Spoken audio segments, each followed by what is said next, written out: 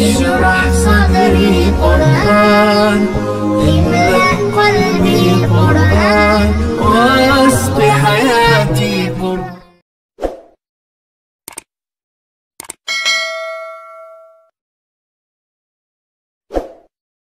Assalamualaikum warahmatullahi wabarakatuh. Teman-teman semua, semoga senantiasa dalam lindungan Allah Subhanahu wa taala. Pada kesempatan kali ini, di pertemuan pertama dalam mata pelajaran Pendidikan Agama Islam dan Budi Pekerti di kelas 8, kita akan membahas tentang meyakini kitab-kitab Allah Subhanahu wa taala dan mencintai Al-Qur'anul Karim. Apa itu iman kepada kitab-kitab Allah? Iman kepada kitab-kitab Allah adalah mempercayai dan meyakini sepenuh hati bahwa Allah Subhanahu wa taala yang telah menurunkan kitab-kitabnya kepada para nabi dan rasul yang berisi tentang wahyu untuk disampaikan kepada umat manusia.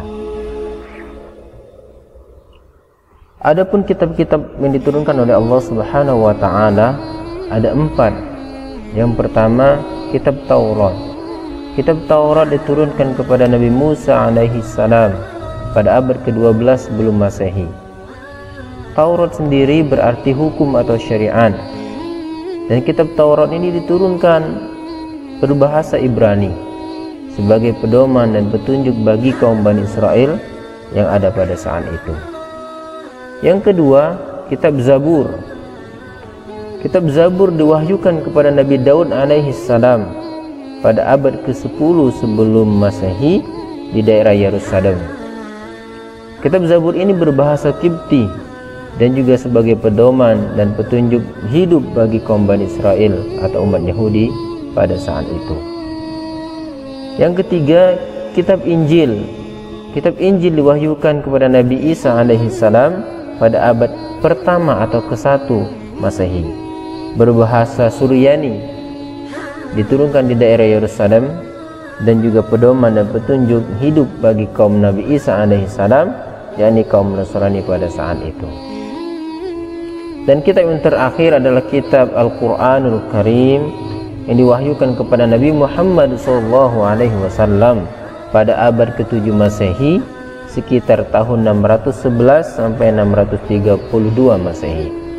Tentunya kita tahu bahwasanya Al-Quran itu berbahasa Arab, dan Al-Quran sebagai penyempurna kitab-kitab sebelumnya karena dia diturunkan kepada Nabi terakhir, yaitu Nabi kita Nabi Muhammad SAW, dan sebagai petunjuk atau pedoman hidup bagi semua umat manusia. Meyakini kitab-kitab Allah Subhanahu wa taala dan mencintai Al-Quran. Kita yakin bahwasanya Allah Subhanahu wa taala lah yang menurunkan Taurat, yang menurunkan Zabur, dan menurunkan Injil. Bagaimana kita meyakini kitab-kitab tersebut?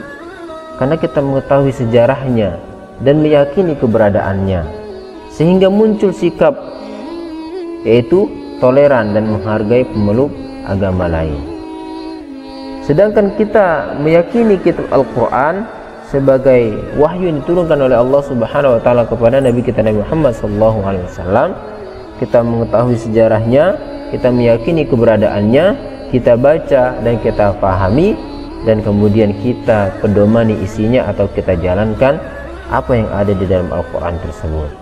Sehingga sikap yang mulia yang muncul dengan kita meyakini Al-Quran itu adalah kita mencintai Al-Quran, rajin membaca Al-Quran, rajin beribadah, rajin beramal soleh, serta menjauhi maksiat. Teman-teman semua yang dimiliki Allah Subhanahu wa taala, selain kitab yang diturunkan oleh Allah Subhanahu wa taala kepada para nabi dan rasulnya, Allah juga menurunkan apa yang disebut dengan suhuf, ya, suhuf. Apa itu suhuf? Suhuf adalah wahyu yang Allah Subhanahu wa taala turunkan kepada rasul, ya, berupa lembaran-lembaran yang terpisah. Jadi wahyu yang Allah Subhanahu wa taala turunkan kepada nabi atau rasul berupa lembaran-lembaran yang terpisah.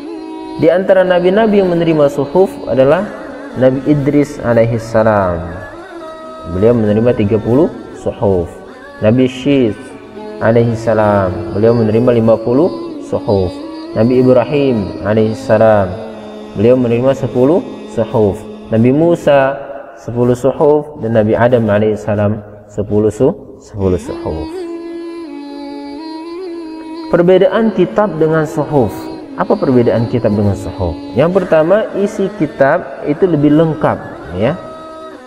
Kalau suhuf ada sebagian hukum yang tidak tercantum atau ya lebih global gitu ya, lebih umum kalau suhuf. Kalau kitab lebih lengkap. Yang kedua, bentuk kitab sudah dibukukan, ya. Kitab itu walaupun dia turunnya sedikit demi sedikit seperti Al-Quran, namun dia sudah dibukukan. Sedangkan suhuf masih berbentuk lembaran-lembaran yang terpisah. Dan yang terakhir adalah kitab biasanya berlaku lebih lama, ya, apalagi Al-Quran. Al-Quran yang kita imani sekarang yang berada pada umat Islam atau sebagai kitab suci umat Islam berlaku sampai akhir zaman, sampai dunia ini kiamat. Sedangkan suhuf sifatnya sementara. Nah, hikmah beriman kepada kitab-kitab Allah. Apa hikmah kita beriman kepada kitab-kitab Allah? Yang pertama, memberi petunjuk kepada manusia mana yang benar dan mana yang salah. Yang kedua, pedoman agar manusia tidak berselisih dalam menentukan kebenaran. Yang ketiga, memberikan informasi sejarah orang-orang yang terdahulu. Yang keempat, menjadi tahu betapa besarnya perhatian dan kasih sayang Allah Subhanahu wa taala kepada para hambanya dan makhluknya, sehingga Allah Subhanahu wa taala menurunkan Alkitab sebagai pedoman, sebagai petunjuk bagi kehidupan kita. Yang berikutnya adalah manusia yang beriman akan mendapat mengetahui membedakan mana yang baik dan mana yang buruk. Yang selanjutnya, hati manusia menjadi lebih tentram dan menambah ilmu pengetahuan. Dan yang berikutnya, memiliki sikap toleransi yang tinggi karena kitab-kitab Allah Subhanahu wa taala memberikan penjelasan tentang penanaman sikap toleransi. Dan yang terakhir, meningkatkan kesabaran dalam menerima cobaan, ujian dan musibah, serta selalu bersyukur atas nikmat Allah Subhanahu wa taala yang telah diberikannya kepada kita semua. Baik teman-teman semua yang milik Allah Subhanahu wa taala, demikian pembahasan kita tentang meyakini kitab-kitab Allah Subhanahu wa taala serta mencintai Al-Qur'an. Mudah-mudahan kita senantiasa berusaha untuk selalu berinteraksi dengan Al-Qur'an, baik membaca, menghafal serta mengamalkannya, sehingga kita akan mendapatkan syafaat Al-Quran di akhirat kelak. Al-afu minkum, thumma assalamualaikum warahmatullahi wabarakatuh.